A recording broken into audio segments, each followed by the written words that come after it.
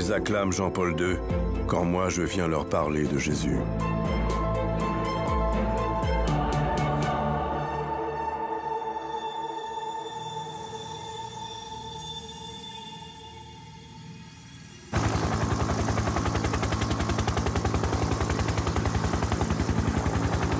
En réalité, le combat du pape contre le communisme n'était qu'une étape de son pontificat.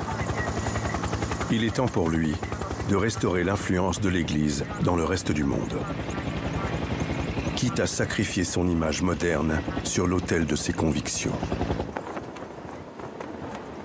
En juin 1991, le pape décide de lancer son offensive dans son pays natal. Mais la foule a rangé les banderoles et les applaudissements sont discrets.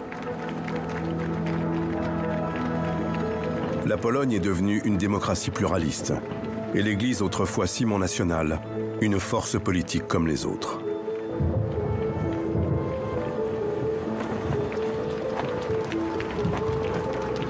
Sous un ciel qui tourne à l'orage, Jean-Paul II prend position sur une question qui divise profondément la société polonaise: l'avortement. Avec le même sens de la provocation qui avait fait des miracles contre le régime communiste, il rapproche l'interruption volontaire de grossesse et la Shoah.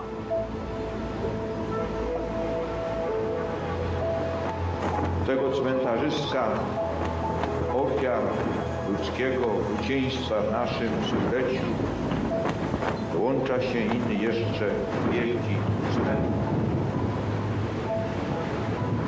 Cmentarz nienarodzonych. Cmentarz bezbronnych. À contre-courant de l'évolution des mœurs, il affirme clairement un conservatisme rigoriste qu'il défend en réalité depuis les années 50. C'est une douche froide pour ceux qui voyaient en lui un pape moderne. Sa déclaration provoque un tollé, en Europe comme aux États-Unis.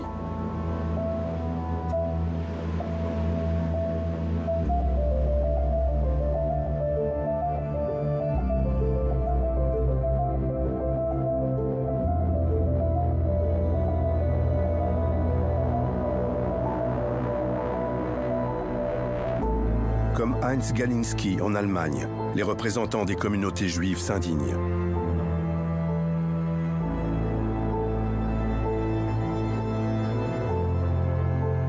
En France, la secrétaire d'État aux droits des femmes, Véronique Neyertz, ne mâche pas ses mots. Je trouve que le pape insulte aussi bien les femmes que la communauté juive. Elles n'ont de leçons à recevoir de personne.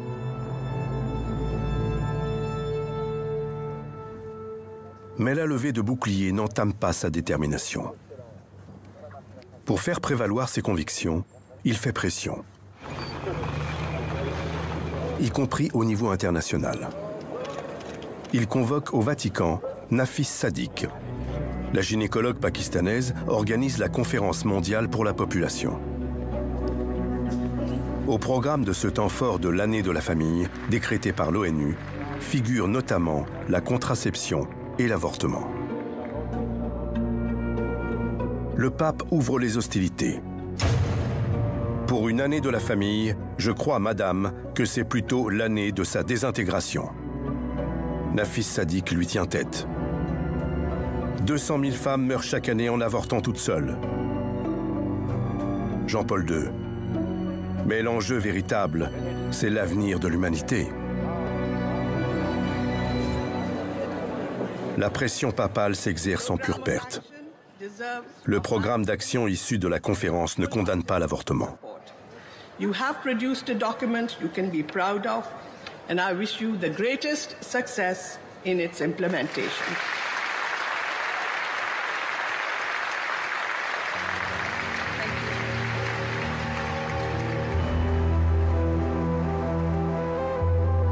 Mis en échec sur la scène internationale, Jean-Paul II garde le dernier mot dans l'Église catholique. Alors que les anglicans ouvrent la prêtrise aux femmes pour pallier le manque de vocation, le pape, lui, refuse catégoriquement cette évolution. Son veto prend même un caractère définitif. Jamais ses successeurs ne pourront revenir dessus. Pour le Saint-Père, ces principes ne souffrent aucune exception, y compris dans les situations critiques. Alors que le préservatif est le seul moyen de prévention du sida, il le condamne systématiquement.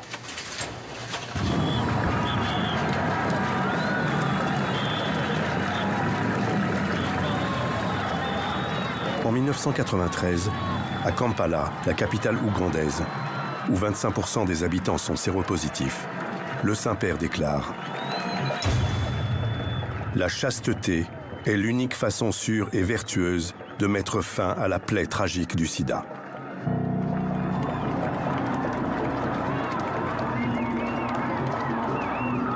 Au plus fort de l'épidémie mondiale, les scientifiques, les institutions internationales, tout comme les associations de malades, s'insurgent contre les conséquences de cette rigidité morale.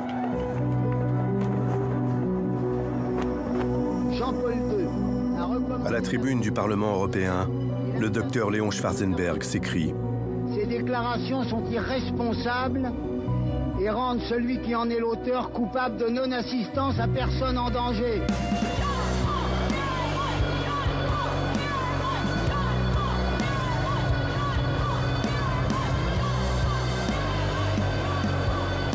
En France, en Allemagne et aux États-Unis, ces visites provoquent immanquablement des protestations incendiaires.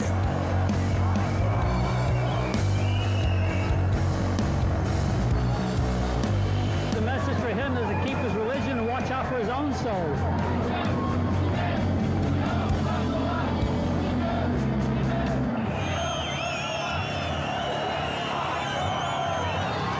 L'intransigeance de Jean-Paul II, qui faisait merveille contre le totalitarisme soviétique, suscite à présent un rejet massif. Mais le pape s'obstine et coupe court à tout dialogue.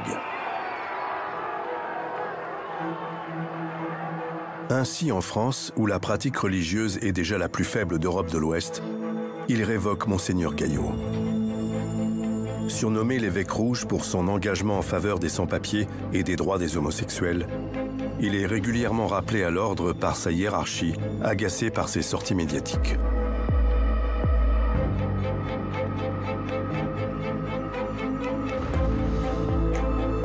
Nous n'avons pas d'autre moyen de nous préserver de l'épidémie du sida que d'utiliser les préservatifs.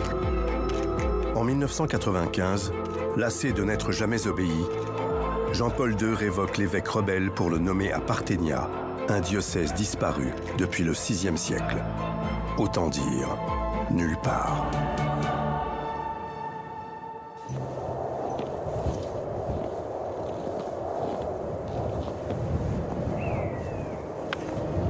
Le pape moderne qui avait su se rendre si proche des gens paraît totalement déphasé.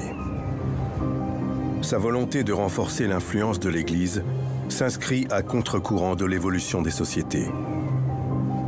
Sa reconquête sera conservatrice ou ne sera pas.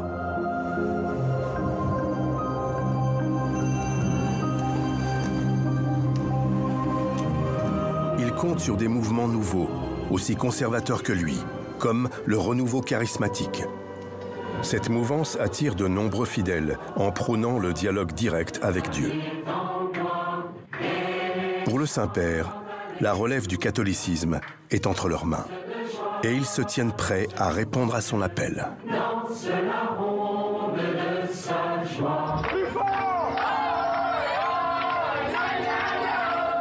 Puisque la France résiste à son offensive, Jean-Paul II impose à Paris les 12e Journées mondiales de la jeunesse. C'est un vrai défi. À peine 2% des jeunes Français sont catholiques pratiquants.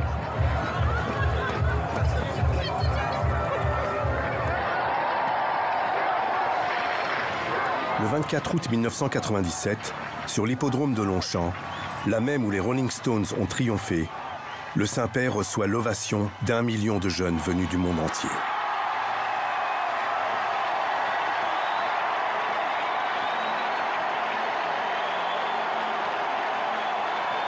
C'est un immense succès. L'espace d'une grand-messe, il est redevenu le fédérateur charismatique le pasteur planétaire. Pour la première fois, les jeunes croyants ont l'impression d'appartenir à un mouvement global plutôt qu'à la religion de leurs parents. Même s'ils ne partagent pas tous les convictions du pape.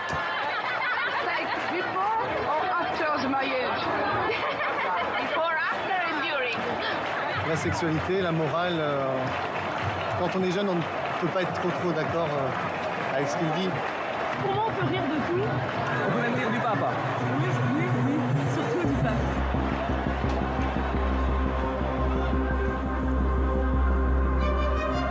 L'unité autour de lui n'est qu'une façade. Mais en réalité, Jean-Paul II a largement gagné la partie. Cette démonstration de force prouve que le catholicisme est toujours vivant et qu'au seuil de l'an 2000, il est prêt à entamer son 3e millénaire.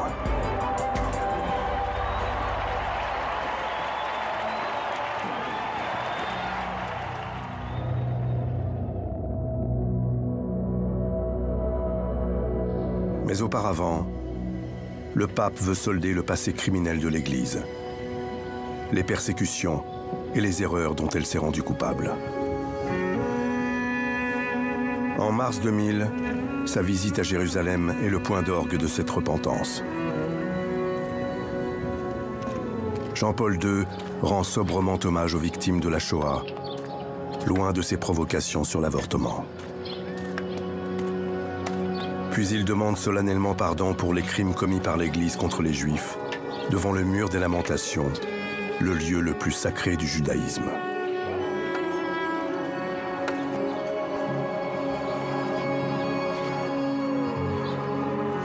Avec cette démarche, le pape fait l'unanimité pour la première fois depuis longtemps.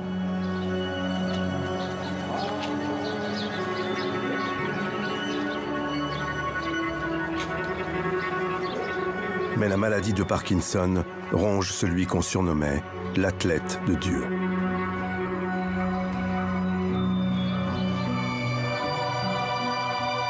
À 80 ans, il livre aux yeux du monde son affaiblissement inéluctable.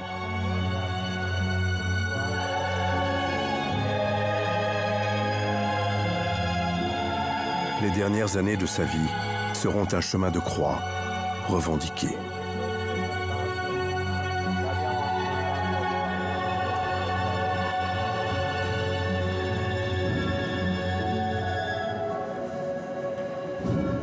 Son état de santé va le protéger de la lame de fond qui s'apprête à submerger l'Église.